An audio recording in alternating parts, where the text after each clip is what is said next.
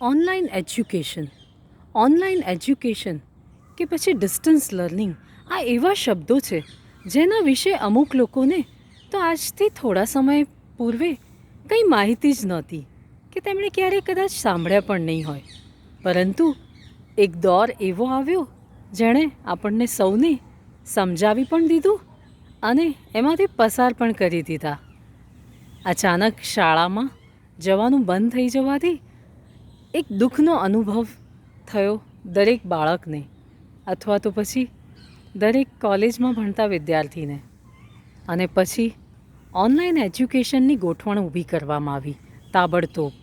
આના આધારે શરૂઆતમાં બહુ જ મુશ્કેલીઓ આવી, ઘણા બધા ટેકનિકલ પ્રશ્નો ઊભા થયા જેનું સમાધાન તરત નહોતું મળતું.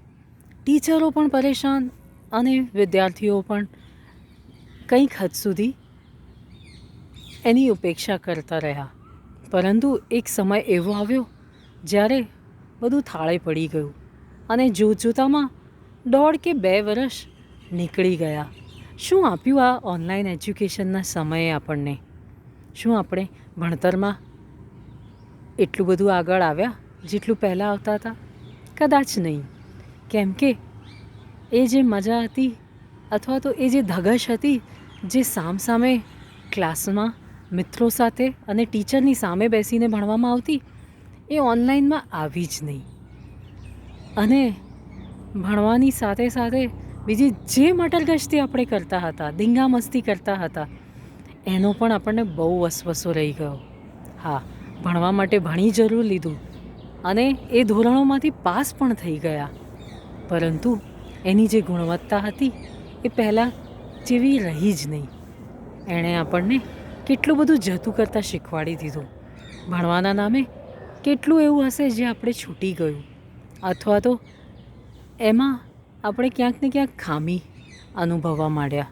છતાં ટીચરોનો પૂરતો પ્રયાસ હતો કે એ આપણને એટલું શીખવાડી શકે જેટલું એ શીખવાડવા ઈચ્છતા હતા. નવી એમણે પદ્ધતિ એ વખતે અપનાવી અને પોતે નિજાત કરી, જેનાથી આપણને સારામાં સારી રીતે એ મુદ્દો સમજાવી શકે અથવા તો નવું કંઈ શીખવાડી શકે. પરંતુ આપણા માટે એક ક્લાસની અનુભૂતિ હતી જ નહીં. એક બંધ રૂમમાં એકલા અથવા તો મમ્મી પપ્પામાંથી કોઈ સાથે બેઠું હોય અને આપણે ક્લાસને સાથે ભણ્યા, એ એક અલગ જ વાત હતી. ભણી પણ લીધું, થોડી ઘણી મસ્તી પણ કરી અને બોર થઈ ગયા તો ટીચરોને વિનંતી કરી અને ઓનલાઈન પાર્ટી પણ કરી લીધી, જેમાં આપણે આપણા જ ટિફિનમાંથી એકલા ખાવાનું બધાને ઓનલાઈન બતાવીને. શું એમાં એ મજા આવે? ક્યારે પણ નહીં. આ તો સ્કૂલમાં હોઈએ અને એક ડબ્બો ખુલતાની સાથે 4 થી 5 હાથ આવી જાય એમાંથી પોતાનો ભાગ પડાવવા માટે. એની જે મજા છે એ બીજે ક્યાંય ન મળે.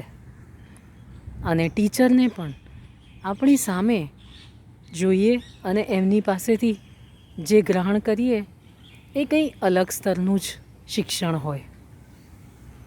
આપણે પરીક્ષા પણ આપી દીધી, માર્ક પણ લઈ આવ્યા, પણ છતાં આપણી કેટલી બધી આદતો બદલાઈ ગઈ અને કેટલી નવી આદતો સામે આવી, જેમાંથી આપણને આળસ એ એક બહુ મોટો બોધપાઠ બની ગઈ. કેમ કે આપણે પહેલાં જેવી એકાગ્રતાથી ભણ્યા જ નહીં. ગમે તેટલો પ્રયત્ન કરો પણ એ જે સ્કૂલનું વાતાવરણ છે એના વિના આપણને ચેન જ ન પડે. આપણા બાળપણના મિત્રો જેમની સાથે આપણે રોજ લડીએ ઝઘડીએ અને રમીએ, એ વાતાવરણથી આપણે વંચિત રહી ગયા.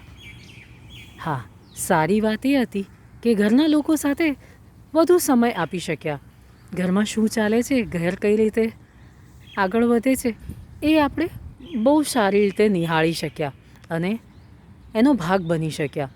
સાથે ટીવી જોવા માટેનો સમય પણ ઘણો મળ્યો.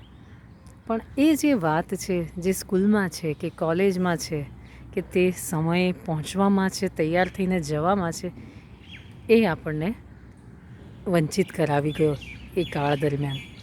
અને હવે જો ફરી એ કાળ ક્યારે પણ આવવાનો છે એવું આપણને ખબર પડે તો આપણા મનમાં શું ભાવ આવશે, અથવા તો એ સમય દરમિયાનના સારા ખરાબ શું અનુભવ રહ્યા એ મને ચોક્કસથી જણાવો. તો મને પણ જાણીને આનંદ થશે કે તમે એમાં શું ભાગ ભજવેલો. આભાર.